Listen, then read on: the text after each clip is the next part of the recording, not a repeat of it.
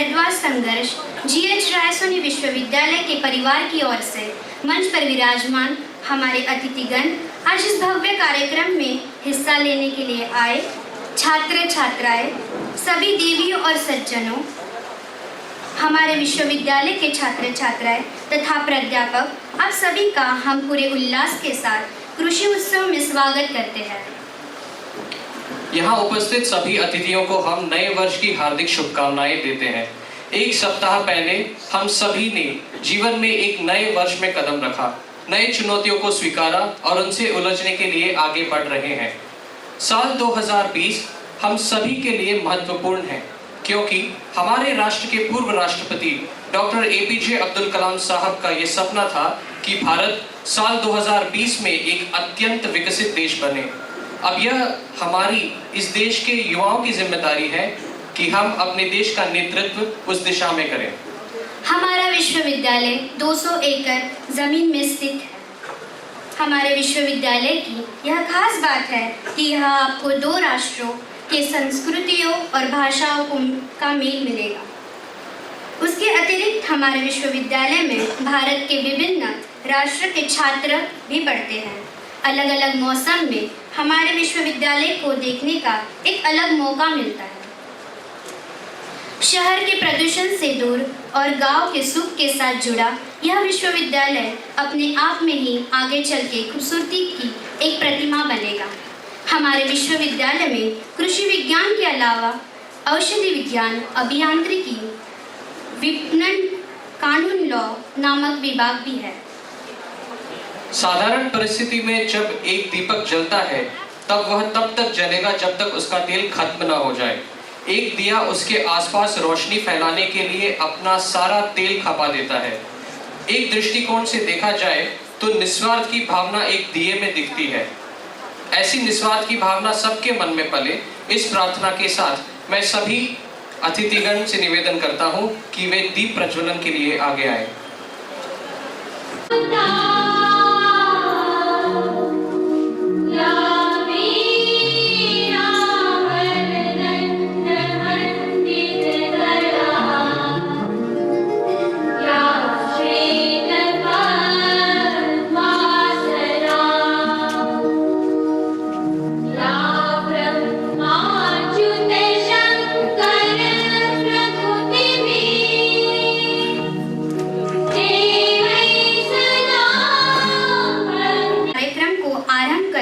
मैं हमारे विश्वविद्यालय के कुलाधिपति माननीय श्री सुनील रायसोनी सर से निवेदन करती हूँ कि वे हमारे कार्यक्रम के अध्यक्ष माननीय डॉक्टर शरद राव निंबाळकर सर का स्वागत करें।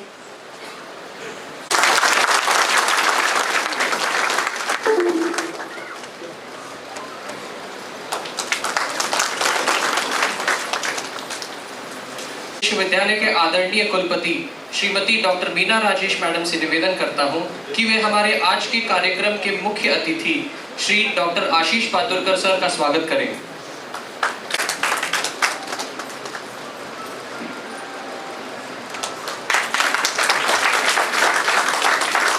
केविन गौली सर से निवेदन करता हूं कि वे आज के हमारे अतिथि डॉक्टर अजय शुक्ला सर का स्वागत करें।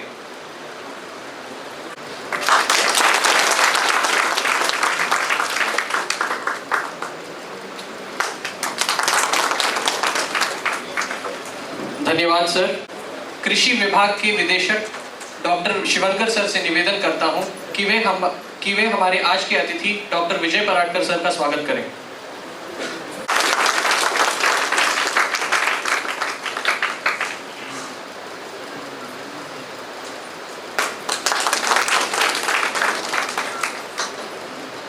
देश रहा है। इस धरती को किसानों की भूमि के तौर पर भी जाना जाता है। भारत के दिवंगत पंत प्रधान श्री लाल बहादुर शास्त्री ने भी जय जवान जय किसान यह नारा भारत के किसानों के अभूतपूर्व योगदान तथा उनके परिश्रम को ध्यान में रखकर ही दिया था। भारत के विभिन्न प्रांतों में विविध तथा अनेक प्रकार की फसलों का उत्पादन होता है, जिसके लिए कई कृषि उद्योग से संबंधित आधुनिक उपकरणों के अलावा रसायन तथा जैविक खाद्यों का उपयोग किया जाता है।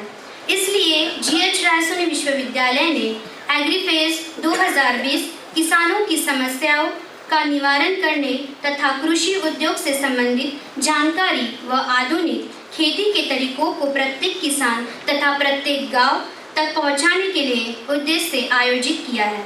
GH रायसोनी विश्वविद्यालय भारत को पुनः एक कृषि संपन्न तथा विश्व के अग्रणी कृषि उत्पादक देशों की पंक्ति में लाने के लिए कटिबद्ध तथा निरंतर प्रयत्नरत है। अब मैं विनती करता हूँ आदरणीय कुलपति डॉक्टर मीना राजेश मैम तथा कृषि विभाग के अधिष्ठाता डॉक्टर केविन गवली सर से कि वे अपने विद्यापीठ के पहले प्रकाशन जिसका नामकरण कृषिवाणी किया गया है, आज के समारोह के अध्यक्ष महोदय आदरणीय डॉक्टर शरद राव निंबालकर सर के कर कमलों द्वारा विमोचन करें।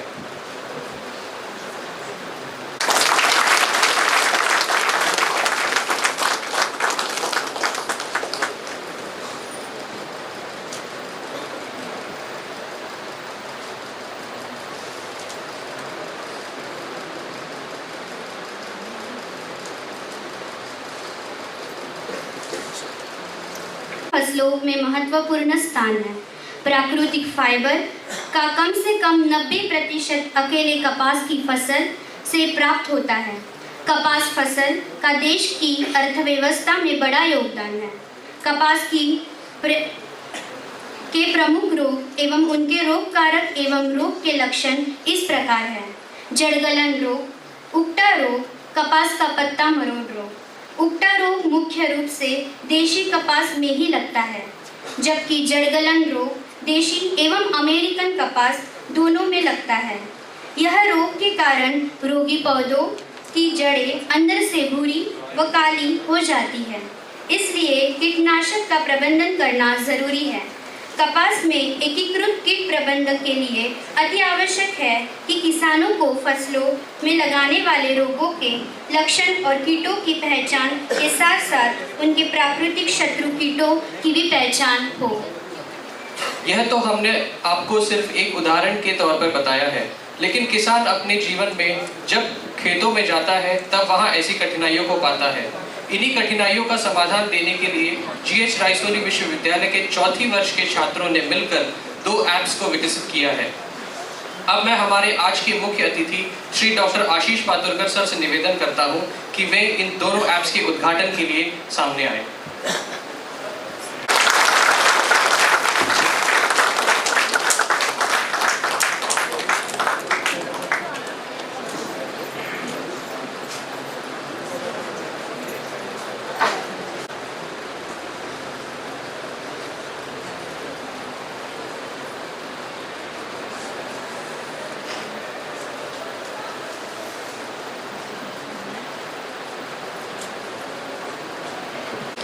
ऐसा रहेगा कि आप लोग कोई अगर दिक्कतें आती है आपको कीटनाशक दवाइयों में, अगर आपको नहीं पता है तो आप ये एप्लीकेशन से देख सकते हैं किस चीज़ में उपयोग करना है, कौन से फसलों में उपयोग करना है और कौन से फल फूल जो भी आपके जो ये होते हैं फसलें उसमें किस टाइप से यूज़ करना है, कब यूज़ करना है और कौन सी दवाइयाँ यूज़ करनी है, कौन सी कीटनाशक के लिए, ठीक है। और जैसे किसानों को एक तकलीफ होती है कि जब वो लोग फसलें उगाते हैं तो उनको उतने पैसे नहीं मिलते हैं बाज़ार में बेचने के बाद, तो ये एप्लीकेशन से ऐसा होगा कि आपको ज़्यादा पैसे मिलेंगे, आप लोगों को सीधा हमारे पास देना है और हम लोग लोगों के घर तक पहुंचाएंगे, तो किसी को भी बाज़ार में जाके ख़रीदने की ज़रूरत नहीं पड़ेगी। आपको सिर्फ करना ये है कि आपको ये जो आपको देख रहे हैं फ्रूट्स, ये फल हैं, सारे फल हैं, ये सारी सब्जियां हैं, आप देख सकते हैं। आपको सिर्फ सेलेक्ट करना है और वो एक कार्ट में चले जाएगी, कार्ट मतलब एक बक्से में चले जाएगी। बक्से में जाने के बाद आपको उसको ऑर्डर करना है, जैसे आप ऑर्डर करेंगे वो तुरंत 1 या 2 घंटे के अंदर आपके घर तक पहुंच जाएगी। ये हमारा एप्लीकेशन है GH रायसोनी। Thank you. हल चलाकर न होता बेहाल, रिमझिम करता होगा सवेरा, इसी आस में न रोकता चाल। खेती बाड़ी में जुटता ईमान, महान पुरुष है वो किसान। छोटे छोटे से बीज बोता, वही एक बड़ा खेत होता। जिसकी दरकार होती उसे, बोकर उसे वह तभी सोता। खेतों का कण कण है जिसकी जान, महान पुरुष है वो किसान। किसान हर देश के प्रगति में विशेष सहायक होते हैं। एक किसान ही है जिसके बल पर देश अपने खाद्यान्नों की खुशहाली को समूर्त कर सकता है।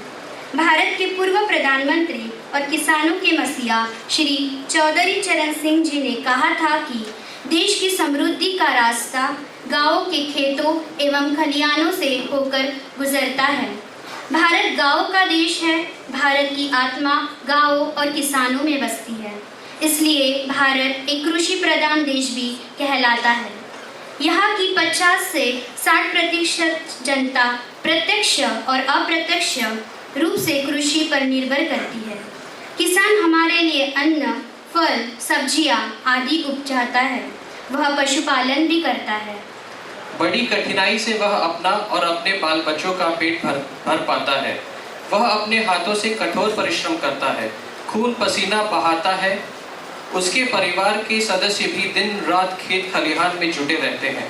भारतीय किसानों ने राष्ट्र के अर्थव्यवस्था में उनके विशाल योगदान के बावजूद दशकों से उपेक्षित समुदाय पर कब्जा कर रखा है। भारतीय किसान इसकी अर्थव्यवस्था की रीढ़ है, क्योंकि भारतीय अर्थव्यवस्था मुख्य रूप से कृषि आधारित अर्थव्यवस्था है।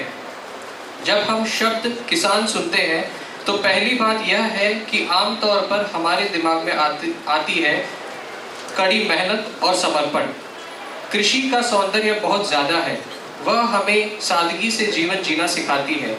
वे शायद सैनिक के बराबर सबसे मेहनती लोग हैं, जो देश की सुरक्षा के लिए हमेशा तैयार रहते हैं।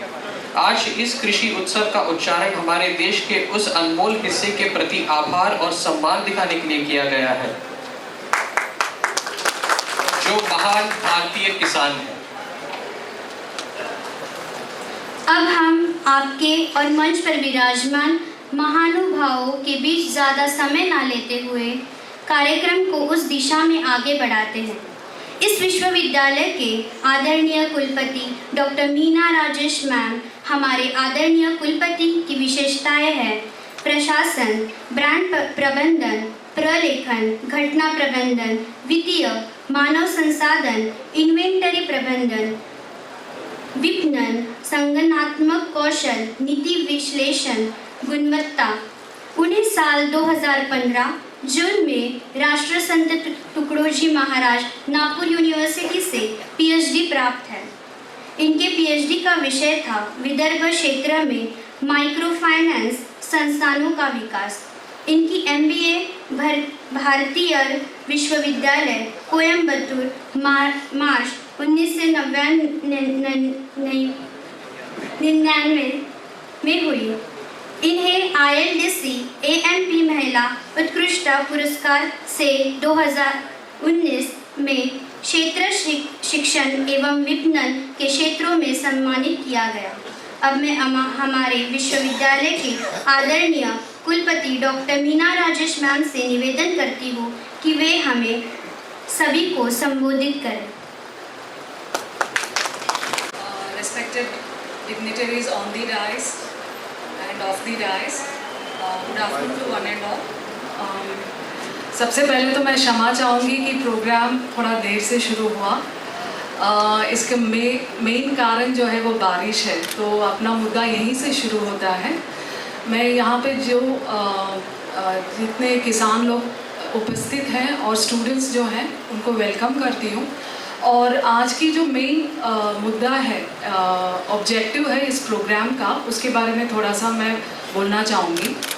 एग्री फेस्ट, इसका जो विज़न है ये हमारे चेयरमैन सर के थ्रू शुरू हुआ है। अब सभी जानते हैं कि एग्रीकल्चर एक ऐसा सेक्टर है जहाँ पे अनसर्टनिटी 100% है। हम कभी नहीं चाह रहे थे कि आज बारिश हो। ऐसे कितने भगवान थे जिनके हमने आज मन से याद किया कि ना हो, फिर भी बारिश हुआ है। तो हम जान सकते हैं कि जो किसान लोग हैं उनके लाइफ में क्या गुजरता होगा, जहाँ पे वो हर रोज़ इस अनसर्टनिटी के साथ गुजरते हैं। तो हम जिस क्षेत्र से हैं, एजुकेशन सेक्टर, वो एक इतनी पावरफुल सेक्टर है जो इस अनसर्टनिटी को पूरी तरीके से गायब तो नहीं कर सकते, पर बहुत हद तक इसको कम कर सकते हैं। और किसके थ्रू ये कर सकते हैं, वो है टेक्नोलॉजी। हम इस एग्री फर्स्ट का जो विजन है वो ये है कि जो फार्मर्स जिनकी जो प्रॉब्लम एरियाज़ हैं उनको लेते हुए हम स्टूडेंट्स जिनके साथ हम काम करते हैं, वो स्टूडेंट्स के पास इतनी सारी क्रिएटिव आइडियाज़ और सॉल्यूशंस रहता है, इन दोनों को मिलाने का जो काम है, एक मेजर काम, वो हम इस प्रोग्राम के थ्रू कर रहे हैं। तो आप इस दिन में जो किसान लोग आए हैं, आप देख सकेंगे कि बच्चों ने बहुत सारे साइंस के मॉडल्स और बहुत सारे ऐसे चीज़ें इन्वेंट किया है या कोशिश में है, जो कि ये जो अनसर्टेनिटी है इसको हम कम कर पाएँ। तो मैं हम दिल से चाह रहे हैं कि ये आपको यूज़फुल रहे और आने वाले दिनों में हम कोशिश करेंगे कि हम ऐसे बहुत सारे प्रोग्राम्स लाए जिनके थ्रू ये जो फार्मर्स और स्टूडेंट्स का जो गैप है वो कम होते जाए और हम भी आपसे कुछ सीखें और आप भी हमसे कुछ अपने प्रॉब्लम एरियाज़ के सॉल्यूशंस लेके जाएं। So once again, I welcome you all for the first AgriFest 2020 and I hope कि हर एक स्टूडेंट और हर एक फार्मर कुछ ना कुछ एक लर्निंग यहाँ से लेके जाए। Thank you. को मिला आपके भाषण से और ये भी सीखने को मिला कि एजुकेशन इंस्टीट्यूशंस और फील्ड इस कृषि विभाग के लिए क्या कर सकते हैं। श्री सुनील ज्ञानचंद जी रायसोनी एक गतिशील, दूरदर्शी और बहुआयामी व्यक्ति हैं। वह एक बुद्धिमान व्यवसायी, बौद्धिक शिक्षाविद और एक कुशल परोपकारी हैं। Engineering college Raisoni group of institutions के एक छोटे से पौधे के रूप में शुरू हुआ यह सफर शिक्षा के प्रति गहरे प्रेम के कारण 30 संस्थानों में विशाल वृक्षों का संतुलन बना रहा है। 69 विविध पाठ्यक्रमों में 20,000 से ज़्यादा छात्रों को एक आदर्श वाक्य के साथ युवाओं के जीवंतता और गतिशीलता पैदा करने के लिए प्रेरित किया गया है। आज के भारत के लिए नेताओं, प्रबंधकों, योजनाकारों और उद्यमियों के तैयार करने की दृष्टि से गुणवत्तापूर्ण शिक्षा प्रदान करने के लिए पर्याप्त बुनियादी ढांचे के साथ उन्हें प्रदान करना ही उनका ध्येय है। अब मैं हमारे विश्वविद्यालय के कुलाधिपति माननीय श्री सुनील रायसोनी सर से निवेदन करता हूं कि वे हमें संबोधित करें। मान्यवरों का, सहभागी किसान बंधु एवं मेरे प्यारे छात्रों का मैं एग्रीफेस्ट 2020 महोत्सव में स्वागत करता हूँ। मध्य प्रदेश में कृषि के सतत विकास में कृषि विद्यालय की अहम भूमिका रही है। राज्य के मक्के की खेती का रकबा सर्वाधिक है तथा दलहनी, तिलहनी सब्जियों की खेती यदाकदा की जाती है। लघु व सीमांत कृषकों हेतु समन्वित कृषि प्रणाली के मॉडल तैयार किए जा रहे हैं, जिसमें किसान भाई छोटी व मध्यम जोत से ही अच्छा लाभ प्राप्त कर सके। इसके उपयोग से वर्ष भर कार्य के अलावा दैनिक आवश्यकता की पूर्ति व ज़्यादा लाभ परियोजनाओं के माध्यम से लगातार अन्वेषण कार्यों में संलग्न है। इन कार्यों के अत्यंत आशाजनक निष्कर्ष प्राप्त हो रहे हैं और उन्हीं के आधार पर कृषक जन को सलाह, परामर्श, प्रदाय व अनुशंसा की जा रही है, जिसमें कृषक वर्ग में भी आर्थिक उन्नयन साफ देखा जा रहा है। अधिकांश जिलों में स्थापित कृषि विज्ञान केंद्रों के समग्र प्रयास से दूरवर्ती इलाकों के कृषक भी आधुनिक कृषि अपनाने में रुचि ले रहे हैं। केंद्रों द्वारा सघन प्रशिक्षण, खेतों में प्रदर्शन और परीक्षण माध्यम से निश्चित रूप से जागरूकता का प्रसार हुआ है। इस समस्त कृषि ज्ञान को संकलित कर रहे कृषि वाणी 2020 अपनी नई संरचना, कलेवर एवं पठनीय विषय सामग्री के साथ आपके समक्ष प्रस्तुत है। कृषि व संबंधित विभाग की कल्याणकारी योजनाएं भी इसमें समान्वेषित की गई है, जो आपको काफ़ी फलदायी होगी। इसी के साथ मैं सभी आए हुए का वापस तहे दिल से स्वागत करता हूँ। धन्यवाद। जय हिंद। माननीय डॉक्टर आशीष पातुरकर सर ने नागपुर से पशु चिकित्सा विज्ञान और पशुपालन में स्नातक की उपाधि प्राप्त की है और बॉम्बे वेटरनरी कॉलेज मुंबई से पशु चिकित्सा सार्वजनिक सेवा स्वास्थ्य से स्नातकोत्तर और डॉक्टरेट की उपाधि प्राप्त की है। उन्हें वेटरनरी पब्लिक हेल्थ में टीचिंग, रिसर्च और एक्सटेंशन का 26 से अधिक वर्षों का अनुभव है। उन्होंने 2002 के बाद से Maharashtra animal and fishery science university की विभिन्न समितियों के सदस्य के रूप में काम किया। उन्हें राष्ट्रीय और अंतर्राष्ट्रीय संगठनों की विभिन्न वैज्ञानिक समितियों से विशेष सदस्य के रूप से नामित किया गया है। अब मैं हमारे मुख्य अतिथि श्री डॉक्टर पातुरकर सर से निवेदन करती हूँ कि वे चंद शब्द करें। आज के समारंभ के प्रमुख आदरणीय शरद निम्बालकर साहब, इस विद्यापीठ के चांसलर श्रीमान सुनील रायसोनी जी, मंच पर उपस्थित शुक्ला साहब, madam doctor Neena Rajesh ji, madam, इस इंस्टीट्यूट के डायरेक्टर डॉक्टर विजय शिवानकर जी, मंच पर उपस्थित अन्य सभी लोग, सामने बैठे हुए सभी महानुभाव, मेरे शेतकरी बांधव, भाई और बहनों, सर्वप्रथम मैं जब पहली बार इस इंस्टीट्यूट में आज सवेरे आया, माननीय कुलपति जी जो इस संस्था के चांसलर है, उन्होंने जब मुझे सब दिखाया, और ये सब 2 साल में किया है। 2 साल में करने के लिए आदमी को कुछ विजन लगता है कि आगे की सोच पड़ती है कि मैं क्या क्या कर सकता हूँ। जब वो यहाँ आए, उन्होंने फोटोग्राफ दिखाया, ये पूरी बंजर जमीन थी। इस जमीन पे इन्होंने 2 साल में, 2.5 साल में आज इतना बड़ा इंस्टीट्यूट खड़ा किया है। रियली इसके लिए भी जो कुछ मेहनत उन्होंने की है, विजन देखा है, और 1200 लड़के आज इस कैंपस में पढ़ रहे हैं। और ये 1200 बच्चे जब अपने गांव वापस जाएंगे सीख के, डेफिनेटली ये पूरे इलाके का जब विकास होगा तो सारा क्रेडिट रायसोनी जी को जाएगा। इसका आपको रिजल्ट भी दिखेगा आफ्टर से 8-10 साल बाद। आप देख रहे हैं कि बरसात आई, इसलिए हमने कार्यक्रम अंदर लिया, उसके वजह से कार्यक्रम में लेट हुआ। सो जो निसर्ग है, क्लाइमेट है, वो किसी के मर्जी से नहीं चलता, या कोई उसको कंट्रोल भी नहीं कर सकता। हम ज़्यादा से ज़्यादा हमारा उसके लिए जो व्यवहार है, बाहर से अंदर आ गए, खुद को प्रोटेक्ट कर लिया। वैसे ही पूरे जग में एक जो क्लाइमेट चल रहा है, इसके वजह से आजकल बोलते हैं कुछ भी हो गया तो ग्लोबल वार्मिंग की वजह से हो रहा है।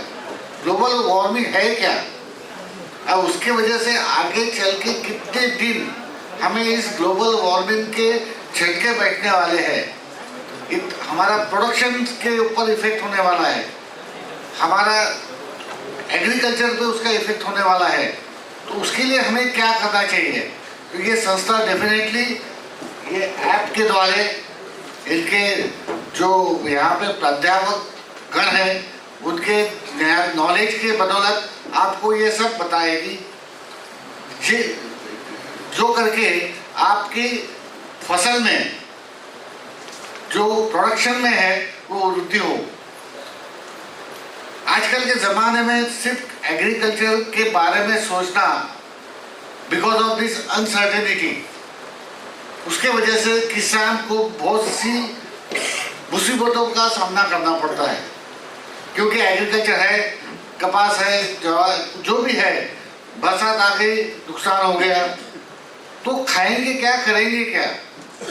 उसके लिए सिर्फ एग्रीकल्चर पे डिपेंड ना होके एनिमल हस्बेंड्री है, फिशरी है, या प्रोसेसिंग है, वैल्यू एडिशन है। 17 मार्केट में दूध मार्केट में बेचने जाओ तो 50-60 रुपये लीटर बिकता है, उसका दही बना के बेचो तो 150 रुपये किलो बिकता है। जब तक हम हमारा प्रोडक्शन जो खेती में जो भी होता है उसको वैल्यू एडिशन प्रोसेसिंग नहीं करते, किसानों को ज़्यादा आय मिलने वाली नहीं है। आप अगर सिर्फ गोभी उगा के बाजार में जाओगे उसका जो भाव होगा वो मिलेगा, लेकिन उसको अगर काट के आप एक ट्रे में पैक करके बेचोगे उसका भाव दुगुना हो जाता है। तो ये सब चीज़ों के लिए अगर एग्रीकल्चर में बरसात आ गई, कुछ नुकसान हुआ, तो दूसरा आपके पास अल्टरनेटिव सोर्स होना चाहिए जो एनिमल हस्बेंड्री है, डेयरी है, पोल्ट्री है, शीप एंड गोट प्रोडक्शन है, जिसके बदौलत आप इसमें नुकसान होगा तो उसमें से कम हमारा फैमिली चल सके, और दोनों अगर बराबर हो गए तो हमारा इनकम डबल हो जाए।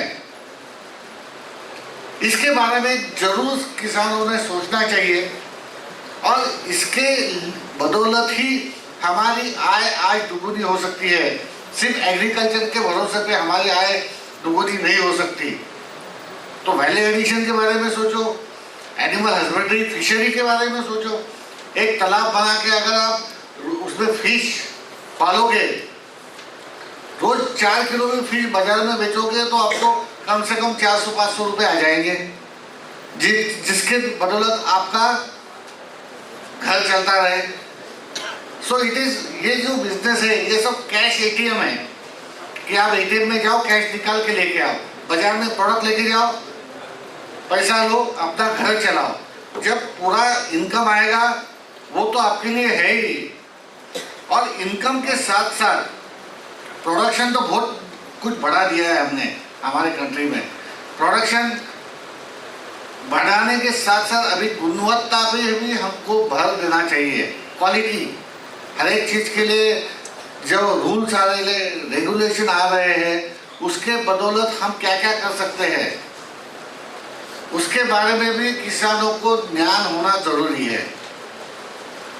तो ये सब किसान करेंगे तो उनके ऊपर ये नहीं होगा कि आज बरसात आ गई, हमारे ये नुकसान हुआ है, लेकिन हमारे पास अगर अल्टरनेटिव हो तो डेफिनेटली किसानों को इससे राहत मिल सकती है। ऑलरेडी हमारे जो कार्यक्रम लेट चालू हुआ है, मैं रायसोनी जी का और उनके इंस्टीट्यूट के सभी प्राध्यापकों का, स्टाफ का धन्यवाद देना चाहता हूँ कि उन्होंने मुझे यहाँ बुलाकर जो मौका दिया और आपसे 2 बात करने की ये दी, इसलिए मैं उनका सदैव ऋणी रहूँगा। Thank you very much. आज आपके भाषण से और हमें ये भी सीखने को मिला कि अब क्या ऐसे विषय हो सकते हैं जहाँ पे हमें बहुत ज़्यादा बल देना होगा। बहुत बहुत धन्यवाद सर आपका। देवी और सज्जनों, अब मैं हमारे आज के सम्मानित अतिथि डॉक्टर अजय शुक्ला सर, जो कि तहसीलदार हैं सौसर के, इनसे निवेदन करता हूं कि वे आगे आए और चंद शब्द कहें। जो कृषक समाज बैठा है, सबसे पहले मैं उसका अभिनंदन करता हूं, नमन करता हूं। मंच के मुख्य अतिथि श्री शरद निवालकर जी, कुलाधिपति श्री रायसोनी जी, आशीष पात्रुकर जी, मीना मैडम, आप सभी का भी मैं आभार व्यक्त करता हूँ और अभिनंदन करता हूँ कि आपने मुझे कृषक समाज के इस कार्यक्रम में आमंत्रित किया। इस गरिमामय कार्यक्रम में आके मैं अभिभूत हूँ। चूँकि कृषि संगोष्ठी है और बात कृषक समाज की है, यहाँ युवा भी बैठे हैं जो कृषि की शिक्षा प्राप्त कर रहे हैं। यहाँ मेरे से दुगनी उम्र के अनुभवी भी बैठे हैं जो कृषि क्षेत्र के बारे में बहुत बारीक अध्ययन करके यहाँ आपको ज्ञान दे रहे हैं। बहुत छोटा सा ज्ञान जो मैंने इस प्रशासनिक कार्यकाल में लिया है किसान का, क्योंकि मेरा चोली दामन का साथ है किसान से, जीवन से लेकर मृत्यु तक जितनी भी चीज़ें किसान के साथ जुड़ी हुई हैं, तहसीलदार वहाँ खड़ा रहे। मैं यहाँ जो बैठे हैं उनसे सिर्फ इतना कहना चाहता हूँ कि कृषक को, जो मैं समझ पाऊँ, कृषक को आपके ज्ञान की आवश्यकता नहीं है। ज्ञान से केवल सफलता मिल सकती है, सुकून नहीं। कृषक को आपकी संवेदनाओं की जरूरत है। जब तक नॉलेज वाले लोग संवेदनशील नहीं बनेंगे, तब तक कृषक की जीवन शैली को नहीं समझ सकते। कृषक को यदि समझना है तो पहले, कृषि को यदि समझना है तो पहले कृषक की जीवन शैली को समझना है। और कृषक की जीवन शैली को यदि आपको समझना है तो क्लासरूम आपके बिल्डिंगों में नहीं होना चाहिए, खेतों में होना चाहिए, उनके गांव में होना चाहिए। जब तक आप इस स्थिति को लेके नहीं आएंगे तब तक कृषक का भला नहीं होगा। ऐसा नहीं है कि मैं ये बड़ी बात कर रहा हूं। कृषक एक ऐसा प्रतीक है। आप यदि कहते हैं कि ज्ञान की जरूरत है, जिस जैविक खेती की बात आज हम कर रहे हैं, वर्षों पहले कृषक वही करता था। हमारी तकनीक ने उसको गुलाम बना। हमने तकनीकें ऐसे पैदा की जिससे वो रसायन का उपयोग कर रहे हैं, तो हम खुद जिम्मेवार, कृषक नहीं। कृषक की आदतों को थर्स्टन वेबलिन एक बहुत बड़े विचारक हैं जिन्होंने ये पंक्ति कही है कि मनुष्य आदतों का गुलाम होता है। हमारे कृषक को आदतों का गुलाम बना है। उसने कभी नहीं सोचा कि उसको रासायनिक खाद डालना चाहिए। वो तो अपने पशुओं का गोबर, उससे खाद बनाता था, पूरी रिसाइकिल करता था, पूरी एक दिनचर्या थी, उसके साथ काम करता था, जैविक खेती होती थी।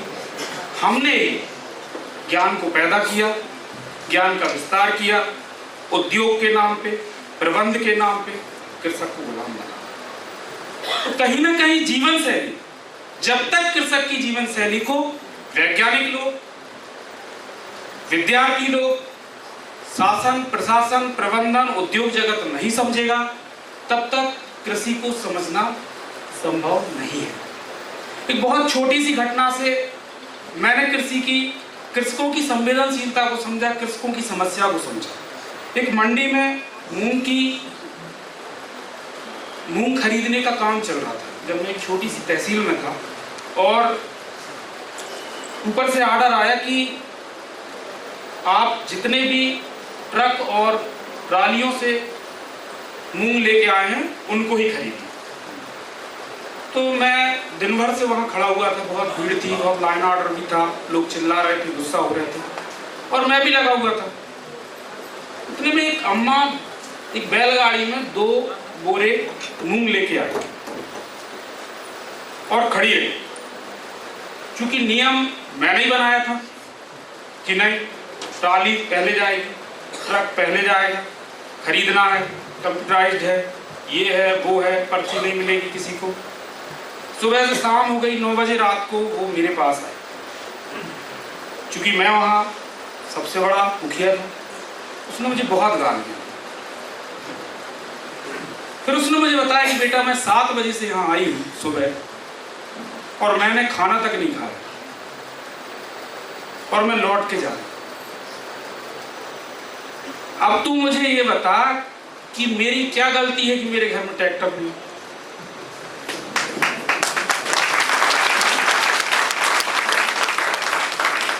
उस दिन मुझे महसूस हुआ कि पहले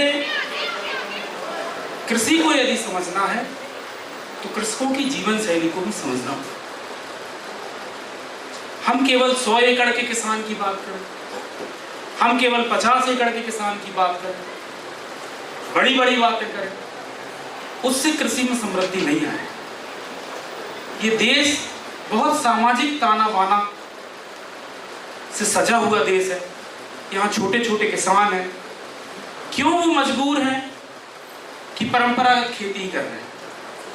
वो इसलिए मजबूर है कि प्राकृतिक हानि और लागत का वो संतुलन नहीं बना। आज जो चीज वो बाजार से लेके आ रहे हैं वो दुगने दामों की हो जाती है, और खेत से वो घर पे अपनी फसल नहीं ले पाते, कहीं ओले गिर जाते हैं, कहीं बरसात हो जाती है। रासायनिक खाद इतने महंगे हो गए कि किसान की कमर टूट। तो मेरा जितने भी युवा बैठे जो कृषि की शिक्षा प्राप्त कर रहे हैं, उनसे मेरा सिर्फ अनुरोध ही नहीं बल्कि अपील है कि कृषि को समझना है तो पहले कृषक को भी समझना सीखो, उस क्षेत्र को समझना सीखो। जब तक आप क्षेत्रीय कृषि को नहीं समझेंगे, जब तक आप कृषि के जीवन को नहीं समझेंगे, तब तक आप कृषि में समृद्धि नहीं ला सकते। एक बहुत अच्छी पंक्ति थी, कुछ अंधेरे तो टल गए होते, पांव आगे निकल गए होते, दीप सचमुच में दीप होते तो दीप से दीप जल गए होते। 50 साल हो गए। मैं भी किसान हूँ, यहाँ बैठे हैं वो भी किसान हैं, इतने अनुभवी लोग बैठे हैं, इनने भी कृषि के लिए बहुत काम किया। पंजाब बहुत बड़ा उदाहरण है कृषि समृद्धता का, लेकिन कृषि समृद्धता के साथ क्या वहाँ के कृषकों के पास आज सुकून है? मेरा कहना सिर्फ इतना है कि कृषि की समृद्धता क्या समाज में सुकून ला रही? यदि आपका उत्पादन आपको कर्जदार बना रहा है, यदि आपका उत्पादन आपको बीमार बना रहा है, तो मैं नहीं समझता कि वो सफल है। इसलिए यहाँ बैठे हुए प्रबुद्ध वर्ग से, यहाँ के युवाओं से मेरा यही कहना है कि कृषि की जीवन शैली को समझ के कृषि की समृद्धता की ओर आगे बढ़िए।